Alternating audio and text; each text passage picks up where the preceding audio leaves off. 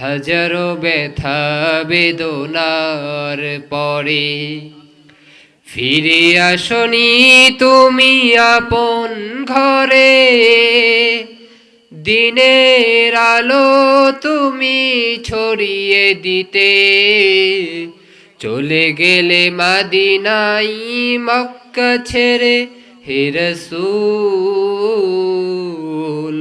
তোমাকে ভুলি আমি কেমন করে হে রাসূল, তোমাকে ভুলি আমি কেমন করে। হীরার গুহায় তোমারই ধ্যান, আসমান থেকে নামে আল কোরআন, ভাঙলো সবার ভুল তোমারই তরে, আসলো কোরআনের ছায়া তলে, খালিদ ওমর আলী আবু বকর, ইসলামী ঝান্ডা নিল যে তুলে হে রাসূল, তোমাকে ভুলি আমি কেমন করে। আল্লাহ রাব্বুল আলামিন কোরআনুল কারীমের ভিতরে বলেন, ওয়ামা আরসালনাকা ইল্লা রাহমাতাল লিল আলামিন, ওয়ামা আরসালনাকা ইল্লা রাহমাতাল লিল আলামিন। হে নবী, আপনাকে আমি গোটা বিশ্বের রহমত হিসেবে পাঠিয়ে দিয়েছি। আপনার আমার নবী, বিশ্ব নবী মুহাম্মদুর রাসূলুল্লাহ সাল্লাল্লাহু আলাইহি ওয়াসাল্লাম গোটা বিশ্বের রহমত হিসেবে আমাদের কাছে এসেছে। আল্লাহ রাব্বুল আলামিন বিশ্ব নবীকে গোটা বিশ্বের রহমত হিসেবে পাঠিয়ে দিয়েছে। আমার প্রিয় ভাইরা, আপনার আমার নবী বিশ্ব নবী মুহাম্মদুর রাসূলুল্লাহ সাল্লাল্লাহু আলাইহি ওয়াসাল্লাম, আপনার আমার নবী আমাদের জন্য রহমত হিসেবে এসেছে। সেই রহমতের নবী আমাদেরকে জান্নাতে নেওয়ার জন্য এসেছে। আমার প্রিয় ভাইয়েরা, আমার নবী আপনার নবী বিশ্ব নবী মুহাম্মদুর রাসূলুল্লাহ সাল্লাল্লাহু আলাইহি ওয়াসাল্লাম আপনি আমি যেন জাহান্নামে চলে না যাই সেজন্য এসেছেন। আপনাকে আমাকে জান্নাতের বাণী শোনানোর জন্য এসেছেন। আমার প্রিয় ভাইয়েরা, আমার নবী বিশ্ব নবী মুহাম্মদুর রাসূলুল্লাহ সাল্লাল্লাহু আলাইহি ওয়াসাল্লাম তায়েফের ময়দানে গিয়েছিল কোরআনের দাওয়াত নিয়ে। আল্লাহর নবী তায়েফের ময়দানে কোরআনের দাওয়াত নিয়ে গেলেন। আল্লাহর নবীর দাওয়াত তায়েফের লোকেরা গ্রহণ করলেন না। আল্লাহর নবীকে তায়েফের লোকেরা পাথর নিক্ষেপ করলেন। আমার নবীকে তায়েফের লোকেরা দুষ্টু ছেলেদেরকে পিছে লাগিয়ে দিল, পাথর নিক্ষেপ করলেন। আমার নবীর শরীর থেকে রক্ত পড়ল, আমার নবীর দান্দান মুবারক শহীদ হয়ে গেল, আমার নবীর শরীর থেকে রক্ত ঝরল। আমার নবী তায়েফের ময়দানে কোরআনের দাওয়াত দেওয়ার জন্য গিয়েছিল, যেন তায়েফের লোকগুলো যেন জাহান্নামে না চলে যায়। আপনার আমার নবী বিশ্ব নবী মুহাম্মদুর রাসূলুল্লাহ সাল্লাল্লাহু আলাইহি ওয়াসাল্লাম শুধু আপনাকে আমাকে জান্নাতের পথে আনার জন্য, ইসলামের পথে, কোরআনের পথে আনার জন্য শরীর থেকে রক্ত ঝরিয়ে দিলেন। আপনার আমার নবীর দান্দান মুবারক শহীদ হয়ে গেল। আমার নবী কোরআনের দাওয়াত তায়েফের লোকদের মার খাওয়ার পরে বন্ধ করে নাই। আমার নবী কোরআনের দাওয়াত দিয়েই গিয়েছে, আমার নবী ইসলামের দাওয়াত দিয়েই গিয়েছে। সেদিন আমার নবীর দাওয়াত তায়েফের লোকেরা বন্ধ করতে পারে নাই। আমার নবীর দাওয়াত আবু জেহেল বন্ধ করতে পারে নাই, আবু লাহাব বন্ধ করতে পারে নাই, উতবা পারে নাই, সাইবা পারে নাই, ওলীদ ইবনে মুগিরা পারে নাই। আমার প্রিয় ভাইরা, আমার নবী দান্দান মুবারক শহীদ করেছে, রক্ত ঝরিয়েছে, সেই জমিনে কোরআনের আইন প্রতিষ্ঠিত হয়েছে, সেই জমিনের মানুষগুলো ইসলাম ধর্ম গ্রহণ করেছে। আমার প্রিয় ভাইয়েরা, তায়েফের লোকেরা ইসলাম ধর্ম গ্রহণ করেছে। আজকে সেই তায়েফের ময়দানে মসজিদের নগরী হয়ে গিয়েছে, সেই তায়েফ নগরীটাই হয়ে গিয়েছে এখন মসজিদের নগরী। সুবহানাল্লাহ পড়বেন না?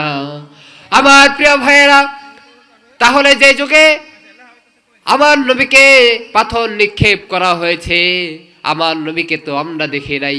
জন্ম আমার নবীর যুগে হলে কেমন হতো, জন্ম জন্ম আমার নবীর যুগে হলে কেমন হতো। আমার প্রিয় ভাইয়েরা, আমার নবীর যুগে যদি আমাদের জন্ম হয়ে যেত, আল্লাহর নবী বিশ্ব নবী মুহাম্মদুর রাসূলুল্লাহ সাল্লাল্লাহু আলাইহি ওয়াসাল্লামকে আমরা দেখতে পারতাম, তার ভালোবাসাটা আমরা গ্রহণ করতে পারতাম।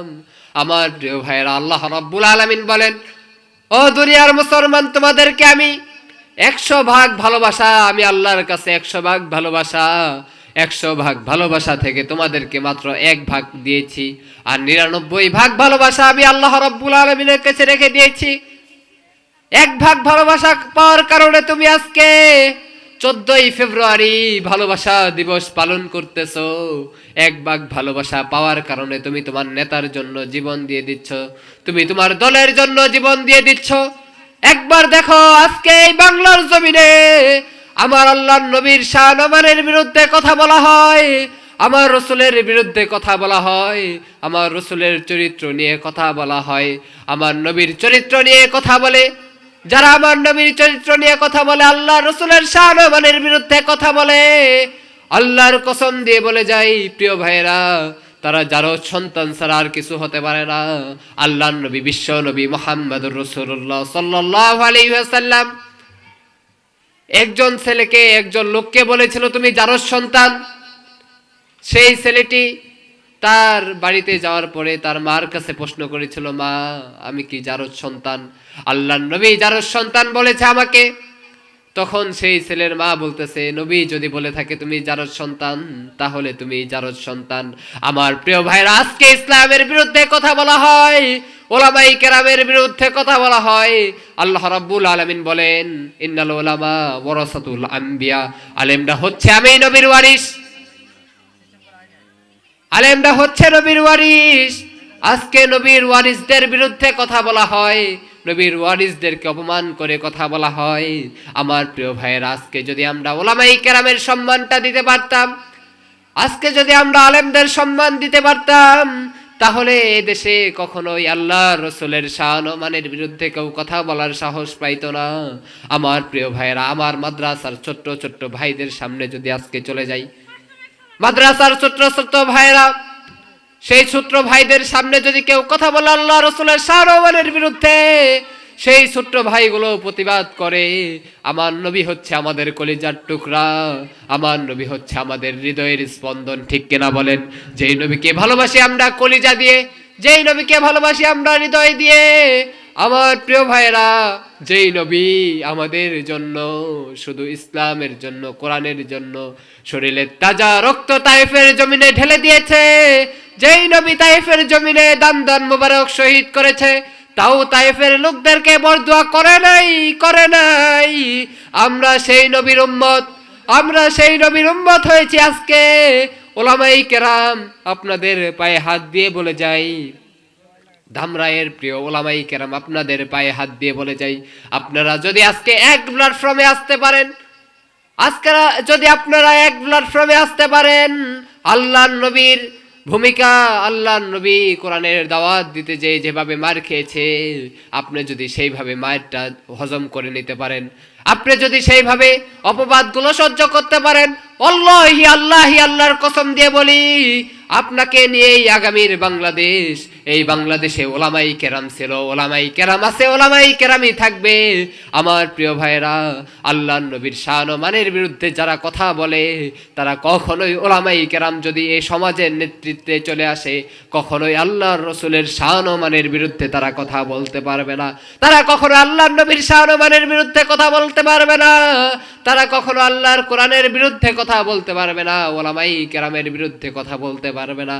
তারা কখনোই ওলামায়ে কেরামের হাতে ডান্ডা বেরি, পায়ে ডান্ডা বেরি পরায়া কাশেমপুর কারাগারেও বন্দি করতে পারবে না, ঠিক কিনা বলেন? আমার প্রিয় যুবক ভাইয়েরা, ওলামায়ে কেরামের সাথে আমাদেরকে থাকতে হবে। ওলামায়ে কেরামের সাথে থেকে কোরআনের, ইসলামের জন্য, কোরআনের জন্য আমাদেরকে হাল ধরতে হবে। আপনার আন্তর্জাতিক জীবন থেকে নিয়ে শুরু করে যদি আপনার আন্তর্জাতিক জীবন থেকে নিয়ে শুরু করে যদি সংসদ পর্যন্ত আল্লাহর কোরআন চলে যায়, ওলামাই কেরামের হাতে যদি নেতৃত্ব চলে আসে সমাজের, তাহলে এদেশে কখনোই ধর্ষণ হবে না, এদেশে কখনোই এতিমের টাকা কেউ আত্মসাৎ করবে না, এদেশে কেউ আল্লাহর রসুলের শান ও মানের বিরুদ্ধে কথা বলবে না। আল্লাহর রসুলের শান ও মানের বিরুদ্ধে করলেই, কথা বললেই তাকে মৃত্যুদণ্ড ফাঁসির কাস্টে ঝোলানো হবে, ঠিক কিনা বলেন? আমার প্রিয় ভাইয়েরা, আমার প্রিয় ভাইয়েরা, তাহলে আমাদেরকে সচেতন হতে হবে।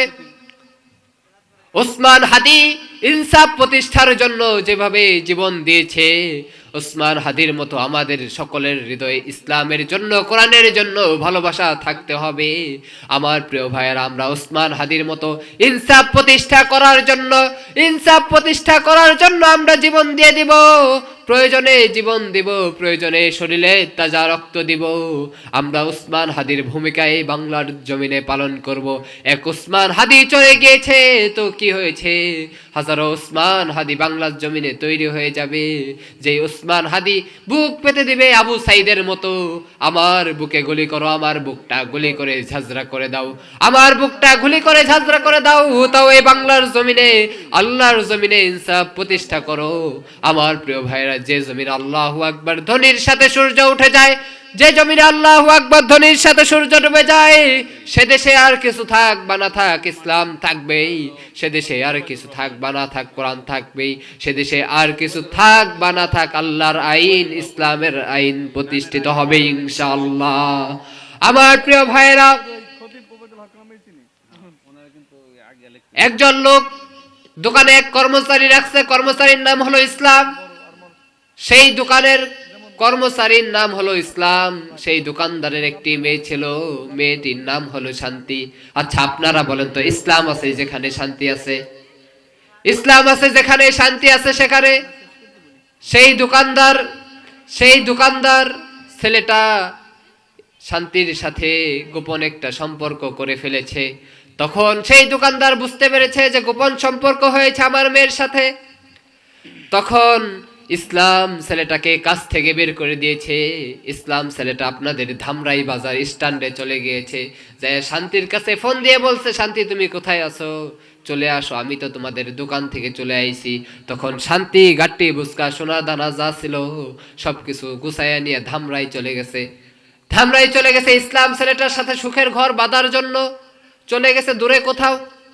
তখন দোকানদার হাউমাউ করে কাঁদতেছে, হায় হায় হায় হায়, আমার ঘরে সবকিছু ঠিক আছে। আচ্ছা আপনারা বুঝে থাকলে বলেন তো ঘরে কি নাই? তার ঘরে শান্তি নাই।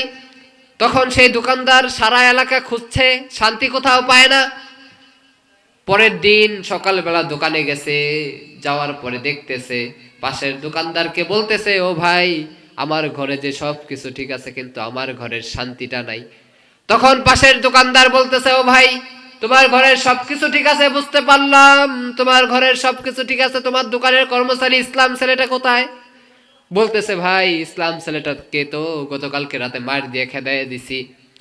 তখন পাশের দোকানদার বলতেছে, ও দোকানদার, তুমি তো বোকা, তোমার ইমানের খাতায় ঢুকেছে বোকা। যেই সমাজে ইসলাম নাই, যেই ঘরের ভিতরে ইসলাম নাই, যেই রাষ্ট্রের ভিতরে ইসলাম নাই, সেই ঘরের ভিতরে, সেই রাষ্ট্রের ভিতরে কখনো শান্তি থাকতে পারে না, ঠিক কিনা বলেন? আমার প্রিয় ভাইয়েরা, তাহলে আমাদের প্রতিটা ক্ষেত্রে ইসলাম আনতে হবে, প্রতিটা ক্ষেত্রে আল্লাহর কোরআন আনতে হবে। আল্লাহর কোরআন যদি এসে যায় তাহলেই শান্তি চলে আসবে।